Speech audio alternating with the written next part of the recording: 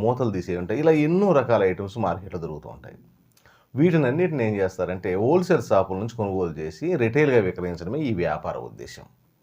ఇక మార్కెట్‌లో ఈ వ్యాపారం చేసే వ్యక్తులు చాలామంది ఉంటారు. కానీ మనము రిటైల్‌గా విక్రయిస్తాం కాబట్టి మనకు కొంత పెద్దగా పోటీ ఉండదు. హోల్‌సేల్ చేసే వ్యక్తులు నంబర్ ఆఫ్ పర్సన్స్ ఉంటారు. ఇక మనకి ఇలా ఈ వ్యాపారం చేయాలనే వ్యక్తి ఒక 10,000 ఇన్వెస్ట్‌మెంట్ చూసుకొని ఒక తోపుడు బండి లాంటిది తీసుకోండి. ఇవన్నీ ఎన్ని రకాలున్నాయో అన్ని రకాలు సేకరించి ఈ తోపుడు బండి మీద పెట్టుకొని బజారు తిరుగుతూ విక్రయించడమే ఈ వ్యాపార ఉద్దేశ్యం.